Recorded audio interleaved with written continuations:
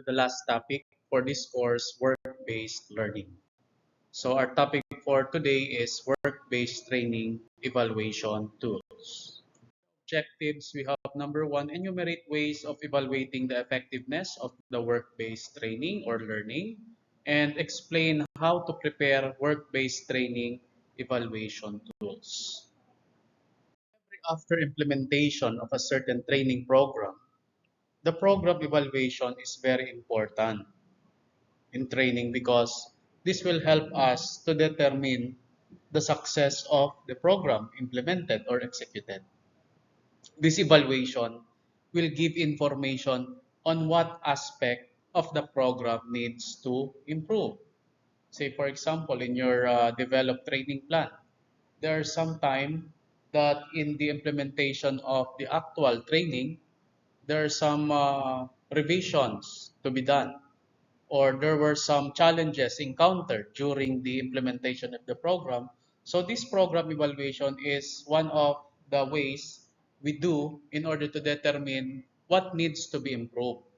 Ano ba yung mga bagay na kailangan i-continue pa rin para sa susunod na training program, or meron bang mga kailangang i-modify, i-improve so that those challenges encountered will be mitigated or will be addressed in the next implementation. So in this lesson, you will learn how to use the questionnaires and other evaluation tools which will help us to really get the most effective and efficient mode or delivery of the training. When we say training evaluation, it should be done regularly during and at the completion of the training program. Evaluation measures the trainee's progress and provides performance feedback to the instructor and the trainees that serve to reward success and identify needed improvement in trainee performance.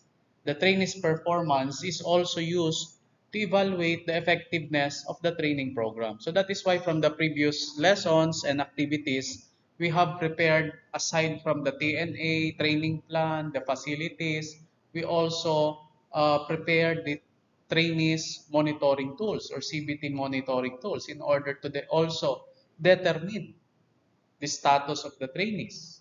May mga part ba na nahihirapan sila? Saang part ba medyo may challenges in the specified learning outcomes or competencies?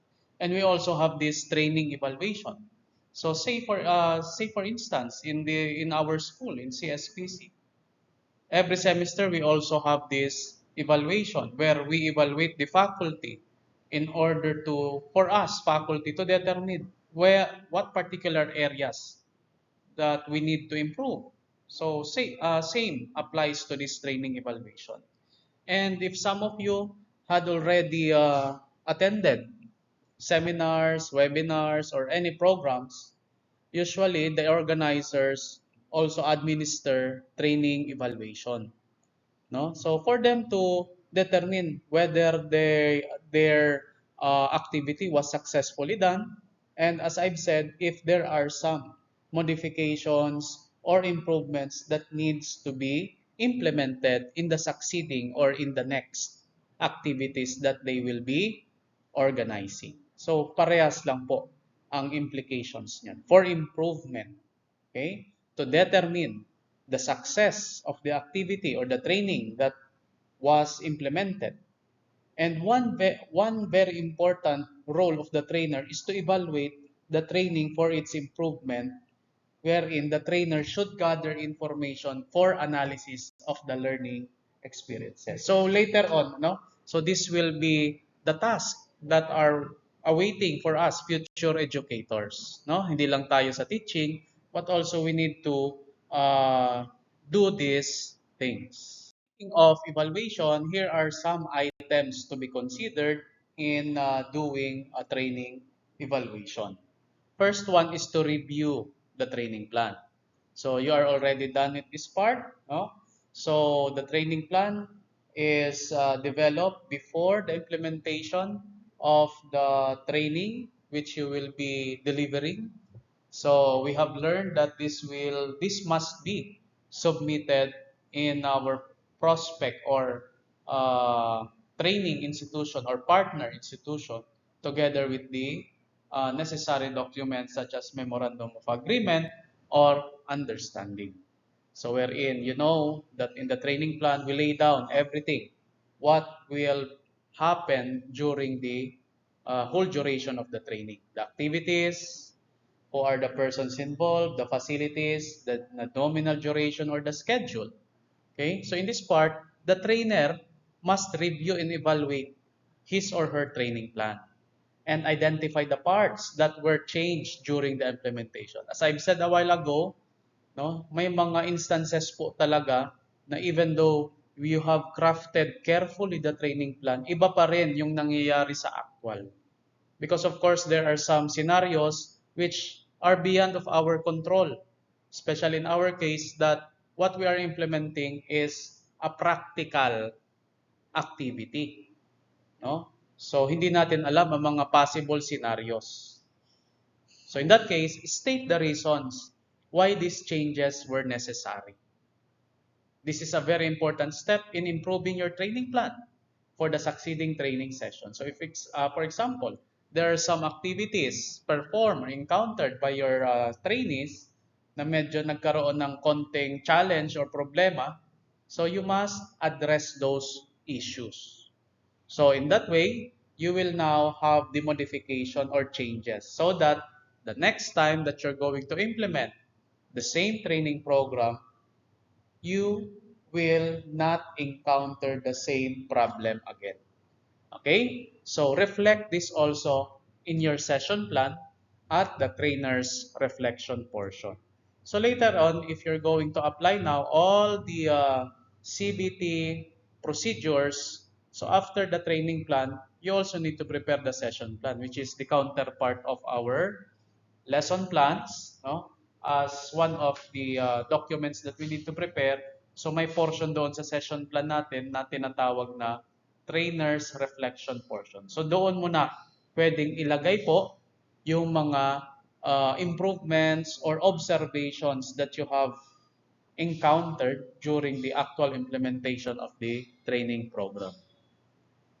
Another one is after the training plan, evaluate trainees' progress report.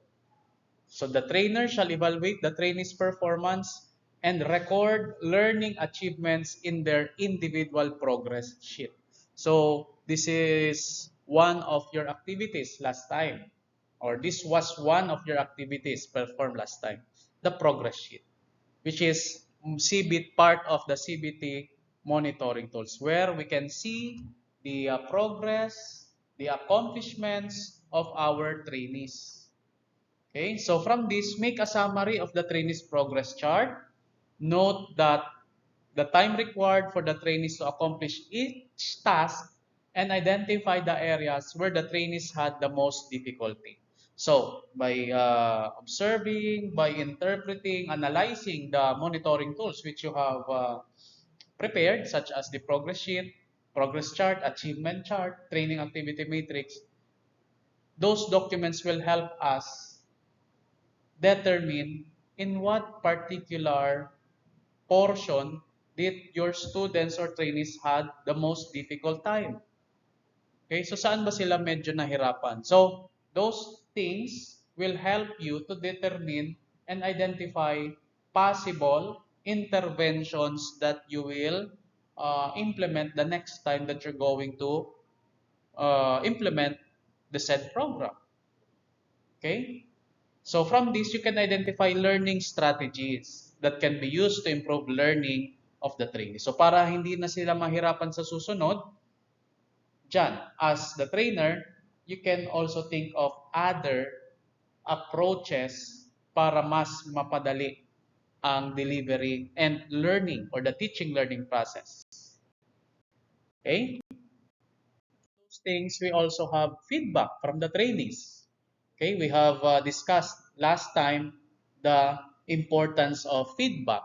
Okay, so feedback from the trainees is a very good source of information regarding the implementation of the work-based training. Okay, although it is very seldom that they would openly make comments on the way the training was done, it would be very helpful if the trainer could accomplish a questionnaire which the trainees answer at the end of the training session. So, syempre, maganda rin nakausapin natin yung mga trainees, no? Kumusta ba? No? Yung naging experience nila. So para makakuha agad tayo ng first-hand information kasi sila mismo yung naka-experience, di ba? No, so pwede silang kausapin, interview, or even questionnaires.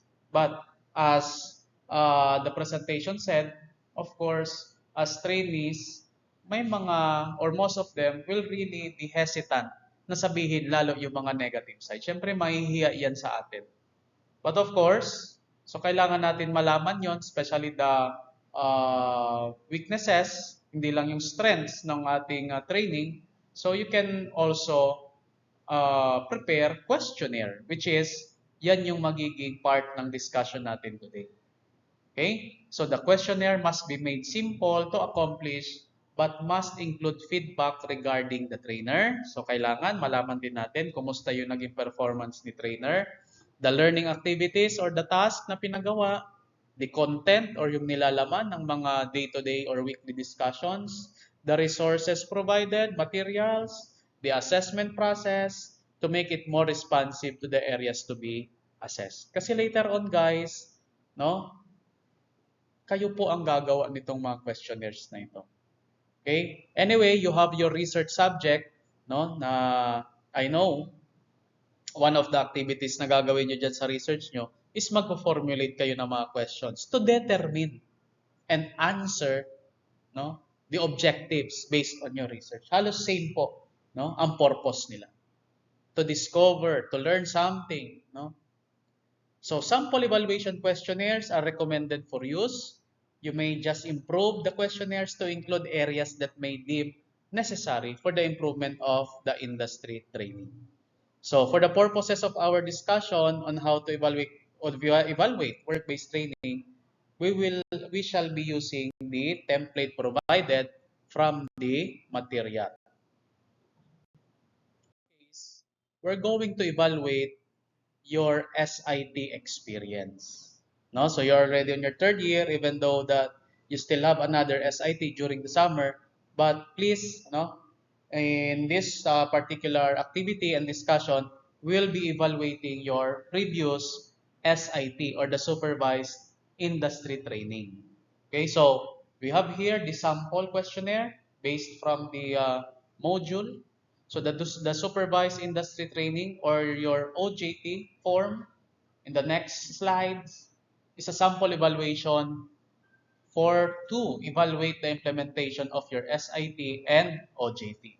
So it is recommended that this evaluation form be used and improved so that appropriate areas to be evaluated are covered.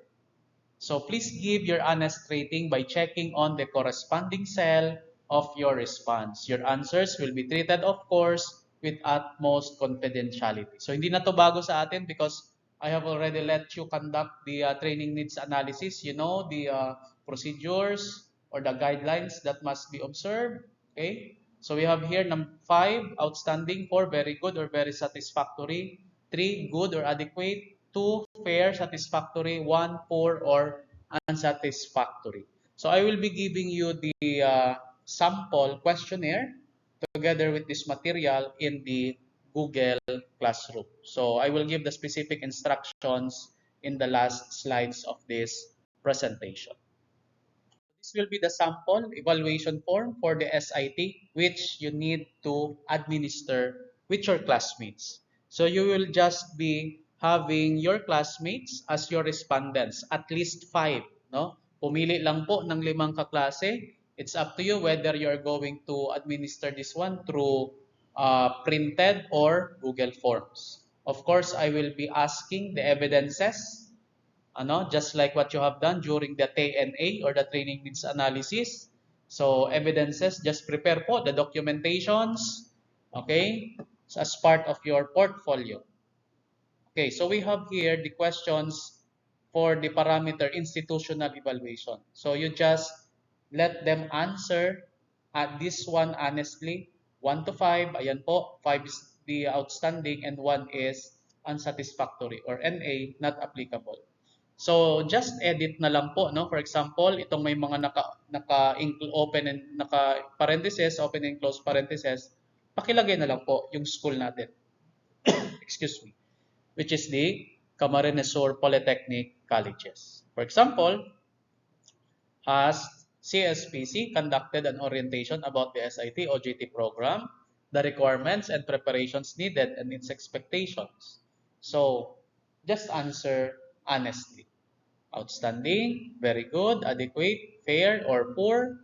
So, depende po yan sa mga respondents natin. So, bale, for the institutional evaluation, we have 8 questions to be answered. And please, as much as possible, let them write comments and suggestions. Huwag lang basta mag-check dito ng rating, ha? So, please, encourage them to have their comments and suggestions. Okay. Aside from the training institution, we also need to evaluate the industry partner. So of course, may mga iba-iba tayong na-identify na partners, no? We have the FSM, for the FSM iba-iba, for the electronics iba-iba din po, and for the fish processing iba-iba din. So, number 1, for example, was the industry partner appropriate for your type of training required and or desired? So same po, evaluate natin 5, 4, 3, 2, 1 or not applicable. So in this part, or under this parameter, we have 11 questions that needs to be answered. And of course, likewise, encourage everyone to have their comments and suggestions. Kasi po, hindi lang to for the sake of your activity, but also this is one of the ways na malalaman din namin dito sa school para ma-i-address natin or ma-i-consider, especially in your case, na meron pa kayong another round of SIP, this coming summer next year. Kaya very important na i-orient sila na answeran po talaga ito ng wholeheartedly and with honesty. So, sige.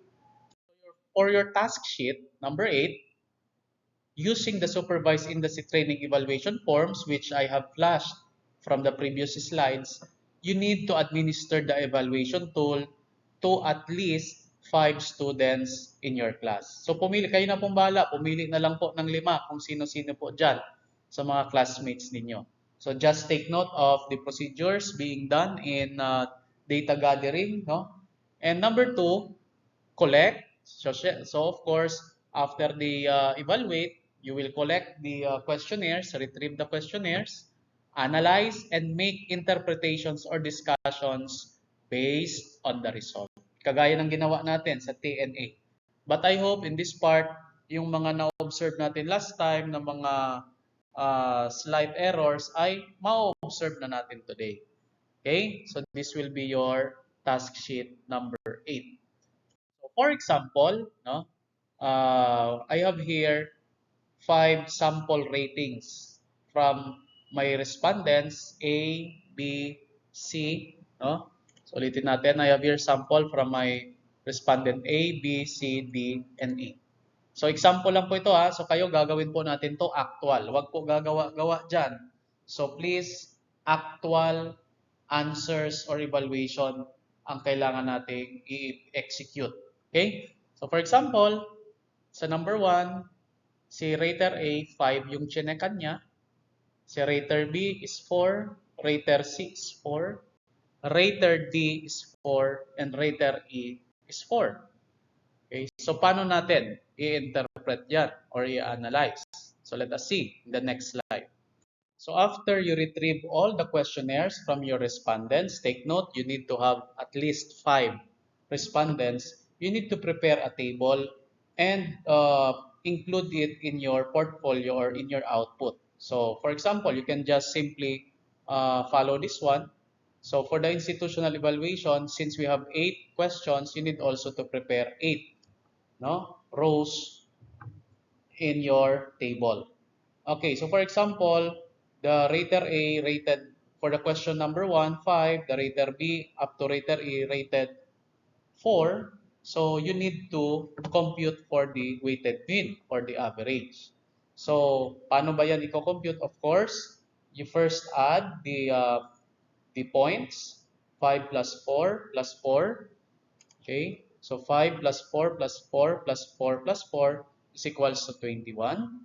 And then since we have 5 raters, in order to compute for the weighted mean, you just simply divide 21, the total points, over the number of respondents or raters. So substituting the values, we have 21 divided by 5. So in that case, we're going to have 4.2. So you just do the same process until makover natin yung 8 questions for the institutional evaluation and another round for the industry, no, or the partner industry. Same process lang po ang gagawin natin. So therefore, you need to prepare one table for the institutional evaluation and for the another table for the partner industry. Don't forget to show your solutions as much as possible. So for the next slide, we're going to make the interpretation. What does this mean? What does 4.2 mean from these ratings? No? For the question number 1 only. After you compute for the weighted mean or the average, you need to make interpretation. Okay? So what does 4.2 mean? So you just simply refer to the sample range, which is already provided from this slide, no, for the 5-point Likert scale. So 4.2 falls under 3.50 up to 4.49. So meaning the 4.2 is very good or very satisfactory. So for item number 1, under the institutional evaluation, the respondents rated it with 4.2, which means very good or very satisfactory. So out of these figures, they just elaborate, make some discussions, no, based on what is number 1 is saying, no, and then what is 4.2 and very good or very satisfactory. So gawan nyo na lang po ng discussion for your interpretation. So in other words, for every item, you need to make their own or corresponding interpretations. Okay, so you do that repeatedly until you've covered all the items required based from the questionnaire provided. Okay, so take note, you need to cover everything, no, based from the questionnaire provided. Okay, so that is how we administer, interpret, no, evaluate our work-based training. Okay, and afterwards, this the result will give us an idea or knowledge whether the conduct of the work-based training or the SIT was successful, or there needs to be some improvements to be made. So good luck everyone, and for any questions, clarification, just simply approach or send it via our respective chat groups. So thank you for listening.